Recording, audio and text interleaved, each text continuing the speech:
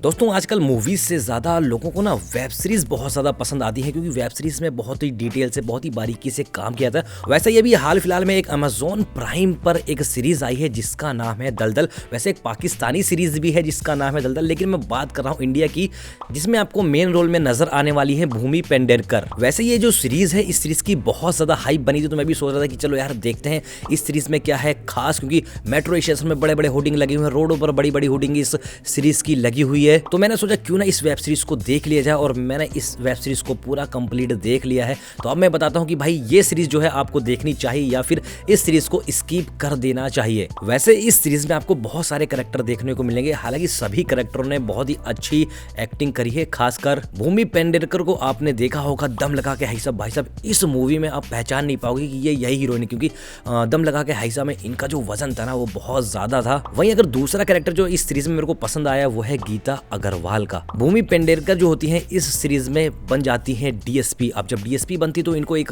ऐसा केस मिलता है जो बहुत ही ज्यादा उलझन भरा होता है, यानी कि दो ऐसे साइको किलर जो लोगों को मारते रहते हैं। अब पूरी सीरीज में आपको यही देखने को मिलने वाला है, जो दो साइको किलर होते हैं इनको किस तरीके से भूमि पकड़ने की कोशिश करती है और क्या ये पकड़ पाती है या नहीं पकड़ पाती है। हालांकि दूसरे ही एपिसोड में आपको पता चल जाएगा कि भाई किलर कौन है और ये जो किलर हैं वो लोगों को मार क्यों रहे हैं, और साथ ही साथ आपको इन किलर्स की पास्ट की स्टोरी भी देखने को मिलेगी। कभी जो इस सीरीज की कहानी कभी 2015 कभी 2017 में घूमती हुई नजर आती है। और जो भूमि है, जो उनका कैरेक्टर है, आप जब शुरू से इस सीरीज को देखोगे ना तो बिल्कुल चिड़चिड़ा सा मुंह बनाए रहती हैं, लेकिन जब सीरीज खत्म होती है लास्ट तक आपको पता चल जाएगा कि भाई ये चिड़चिड़ापन इनके अंदर क्यों आया है और क्यों ये इतनी सख्त है, क्यों इनका जो एटीट्यूड है वो इस तरह का बना हुआ है।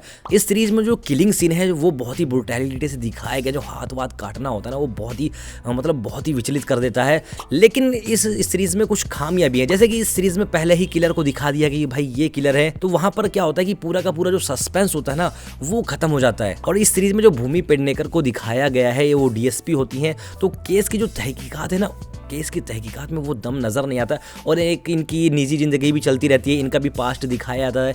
तो सभी कैरेक्टर का पास्ट दिखाना है यार वो थोड़ा सा लॉजिक से हट जाता है, लेकिन पास्ट दिखाने का यही मतलब होता है कि आपको स्टोरी बहुत ज़्यादा अच्छी लगे, आपको समझ में आएगी भाई इनके साथ ऐसा क्या हुआ जो ये किलर बन गए, या फिर डीसीपी के साथ ऐसा क्या हुआ जो इनका जो मुंह है वो ऐसा उखड़ा उखड़ा रहता है। हालांकि जब मैंने इस सीरीज को देखा तो मुझे ये जो सीरीज है ना उतना अच्छी नहीं लगी, मेरे को इतनी ज़्यादा कुछ चीज़ें इसमें समझ में नहीं आई, क्योंकि इस सीरीज में पहले ही किलर से इंट्रोड्यूस करा दिया गया है, उसकी पूरी जर्नी दिखा दी गई है, तो कुछ सस्पेंस रहता नहीं है। ऐसी सीरीजों में सस्पेंस होना बहुत जरूरी होता है जो आपको लास्ट तक बांध के रखे। और दूसरी चीज, ये सीरीज जो है मेरे को बहुत ज्यादा स्लो लगी। अगर आप इस सीरीज को देखना चाहते हो तो ना 2x की स्पीड पर आप इस सीरीज को देख सकते हो। वैसे वन टाइम वॉच है ये सीरीज, क्योंकि सभी एक्टर ने अपनी जो परफॉर्मेंस है उस परफॉर्मेंस के दम पर इस सीरीज को बहुत अच्छा बनाया है। बाकी स्टोरी में मेरे को वो दम नजर नहीं आया जो दम होना चाहिए ऐसी सस्पेंस थ्रिलर किलिंग वाली सीरीज में। अगर आप देखना चाहो, अगर आपके पास टाइम है तो इस सीरीज को देख सकते हो। ज्यादा बड़ी सीरीज नहीं है, 6-7 एपिसोडों की ये सीरीज है, और ज्यादा लंबे एपिसोड नहीं है,